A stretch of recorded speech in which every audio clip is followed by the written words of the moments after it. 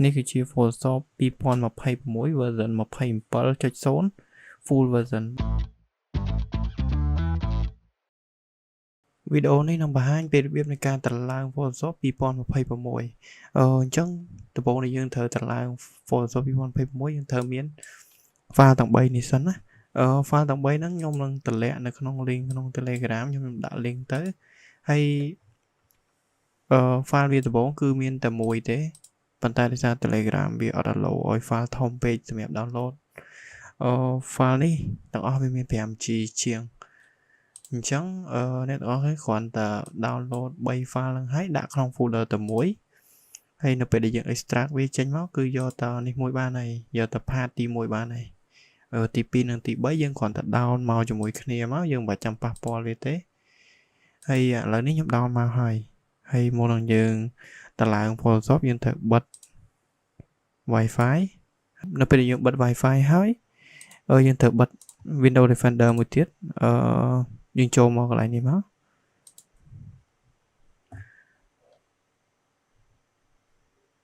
នៅពេលដែលយើងចូលមកដល់កន្លែងនេះហើយយើងត្រូវចុចកន្លែង Firewall and Network ហ្នឹងព្រោះ file នេះវាមិនមែនជា Photoshop license ទេអញ្ចឹងវាអាចនឹងមេរោគចាប់អញ្ចឹងណាយើងត្រូវបិទ3នេះយើងចុចបិទមក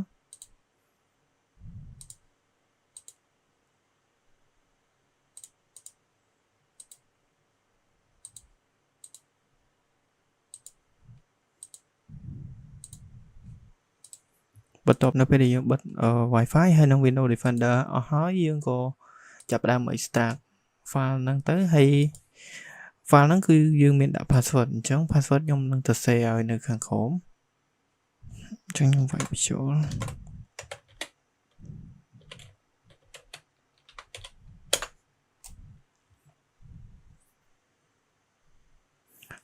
ឥឡូវ file ហ្នឹងយើងបាន extract ហើយអញ្ចឹងវាបានជាមក folder នេះយើងចុចបញ្ចូលមកក្នុង folder ហ្នឹងតទៀតមក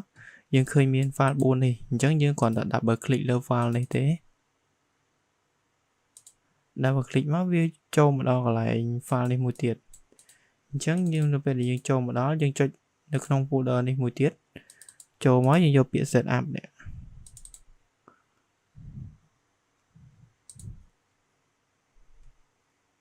យើងចុច continue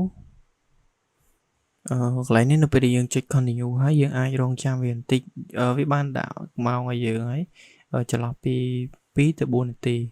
ហើយអាហ្នឹងវាស៊ីសងនៅលើកុំព្យូទ័ររបស់យើងដែរថាទំហំ space កុំព្យូទ័រយើងទូចឬមួយក៏ធំវានឹងយឺតលឿនតាមនឹងដែរហើយបញ្ជាក់ម្ដងទៀតសម្រាប់កុំព្យូទ័រណាដែលតម្លើងអត់បានយើងអាចទៅ check requirement របស់ Photoshop នេះបានខ្ញុំនឹងដាក់បន្ថែមទៀតហើយយើងផ្ទៀងផ្ទាត់ជាមួយនឹងឥឡូវនេះវាបាន success ហើយ complete ហើយអញ្ចឹងយើងចុច close សិនមកយើងមិនទាន់ចុចឡើងព្រោះនៅពេលយើងចុចបើកទៅវាអាចនឹងជាប់ license កន្លែងនេះបន្ទាប់ពីយើងចុច close ហើយយើងត្រូវចុចបើក Photoshop ហ្នឹងអញ្ចឹងករណីដែលវាអត់ឡើងមកលើ desktop នៅខាងលើនេះយើងអាចចុច window នេះឬមួយក៏ key window ទៅវានៅនេះហើយអញ្ចឹងយើងអាចម៉ៅស្ដាំលើ file ហ្នឹងទៅយើងយកពាក្យ open file location នេះបន្ទាប់ពីហ្នឹងមកយើងអាចម៉ៅស្ដាំលើ file ហ្នឹងមួយទៀតយើងយកពាក្យ see more យើងយកពាក្យ create shortcut យើង yes មក file ហ្នឹងវាមកលើហ្នឹងហើយអញ្ចឹងអាហ្នឹងយើងវាស៊ីសងលើយើងថាចង់ឲ្យវាសូឬមួយក៏អត់ទេ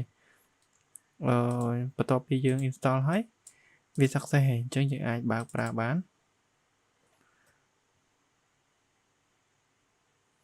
វាអាច loading បន្តិចដោយសារ file បើកថ្មីហើយនេះយើងអាចប្រើបានហើយនេះគឺជា Photoshop 2026 version 27.0 full version ដែលមានគ្រប់ function អញ្ចឹងយើងអាចប្រើបានយើងអាច new យើងអាចអីនេះជា tool ជាកន្លែងបង្កើត document ហើយវីដេអូបន្ទាប់យើងនឹងប្រាប់ពីរបៀបបង្កើត document របៀបរៀបចំ file និងរៀបរាប់ពី tool មួយនៅក្នុង Photoshop អញ្ចឹងអាហ្នឹងខ្ញុំឧទាហរណ៍ឲ្យតិចចានៅពេលដែលយើងបើកទៅវាមាន tool ច្រើនអញ្ចឹង tool ទាំងអស់ហ្នឹងខ្ញុំនឹងរៀបរាប់នៅវីដេអូបន្ថែម detail តាម tool នីមួយៗវីដេអូនៃការតម្លើងវាមានតែប៉ុណ្្នឹងអរគុណដែលបានទស្សនា